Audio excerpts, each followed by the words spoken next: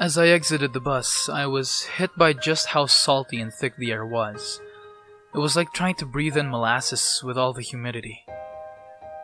I would need a place to stay, so I wandered the town, looking at the many houses that were, in reality, very pleasant to look upon. Eventually, I was approached by one of the townsfolk, a little girl in a bright yellow dress. She pointed me towards an inn with the earnest zeal and skipped off. What is this town hiding that would drive people mad? Was all I could think as the sun slowly set through the window in my small hotel room. The innkeeper was very pleasant, just like that girl. And so the story continued on and on for 2 more days, as people gave me confused looks when I poked and prodded about my patients, or the dreams, or the cult of him as I had begun to think of it as. Maybe this was just a huge coincidence? Disheartened, I returned to my room for what would be the final night of my stay. Climbing into bed proved difficult, as did falling asleep. However, sleep did eventually come to me. A few hours later, I couldn't tell how many, I managed to force myself awake.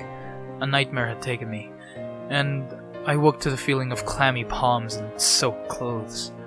Before I had time to properly comprehend what was going on, I heard a noise of what seemed to be an animal outside.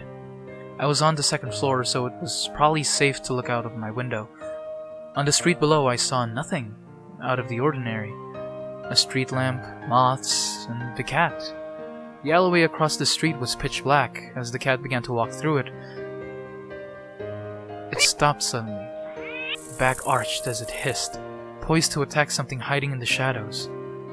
Without warning, a hand reached out at the cat, grabbing it before it had the chance to run. The hand appeared webbed, with sickly green and blue scales and fins. That's the best way I can explain it. Immediately, I rushed out of that hotel room, leaving behind all my possessions. It was dark, but by that time I made it to the alley. Whatever was hiding had gone. My best guess was that if what I saw was true, then whatever it was probably needed water to survive. With no time to waste, I ran till my lungs burned, all the way to the docks, stealing a boat that was left tied to a post. I rowed out, not knowing which direction to go or even how far. Eventually, when the strength in my arms had failed, I was left alone in the dark.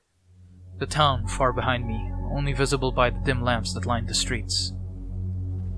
Suddenly, I heard the subtle sound of something soft brushing along the underside of my boat.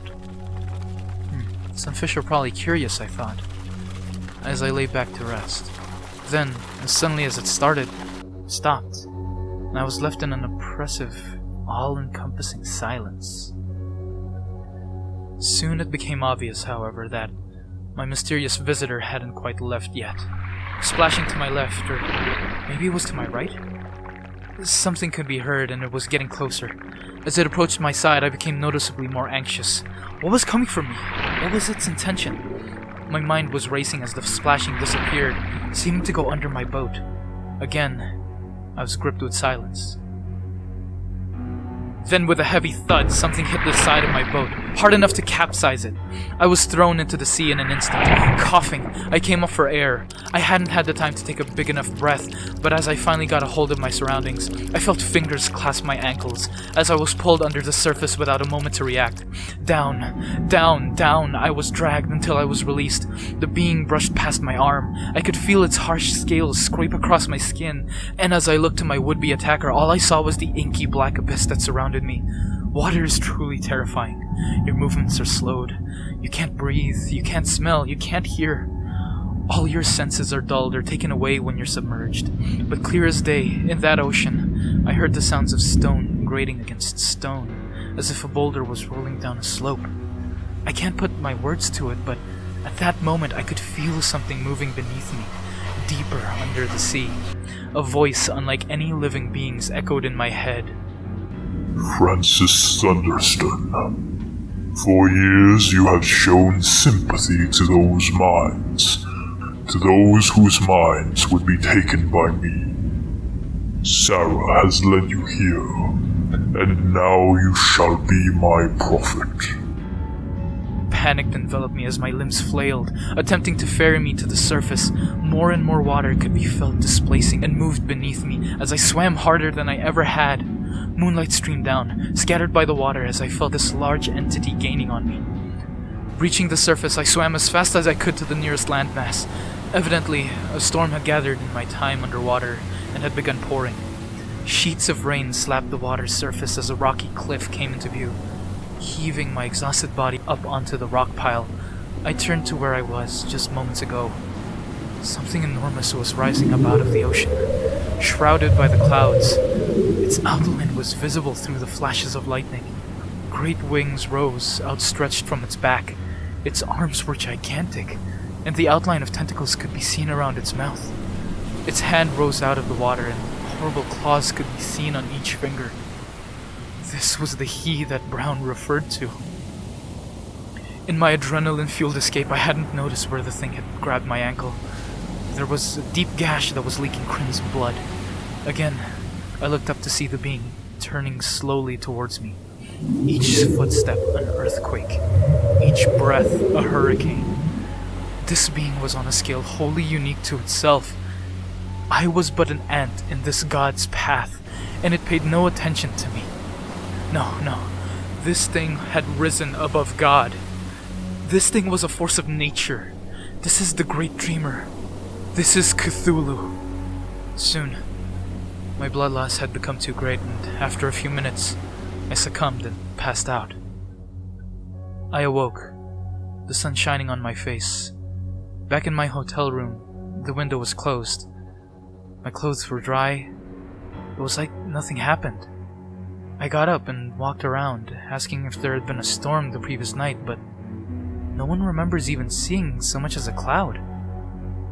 Was it all just a dream?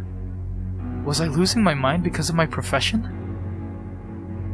Did Mr. Brown's suicide disturb me that deeply?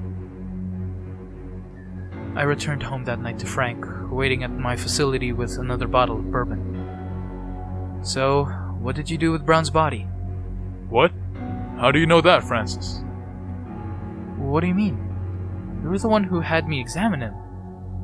No, he committed suicide after he killed his family. Francis, you can't examine a dead man. You know that, right? I sat there in stunned silence. I really was losing my mind. I'd made it all up. Was Sarah real? Was I even a psychiatrist? Hey, Francis. What's that scar? That one there, on your ankle. Looks pretty bad. Did one of your patients give that to you?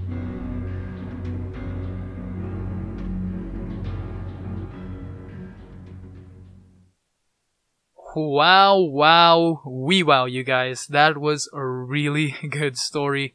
This is my first time actually reading this and even hearing it, so hopefully you guys enjoyed it as much as I did reading it. And yeah, I'm just really excited for Spooktober. I hope you guys are too, and I hope you guys are enjoying the weekly uploads. I'll definitely be uploading only Mondays through Fridays, because I cannot keep this up on a daily because I also have to do stuff for work. But anyway, again, I hope you guys enjoyed this, and I hope you guys tell me down in the comments below any other creepypastas or any other stories that you want me to read. Maybe some lesser known ones, or maybe some popular ones. We'll see what happens. But anyway, that's enough from me. My name is Chester. I'm your best friend on the internet from Stories Untold, and I will see you guys in the next one. Bye-bye now.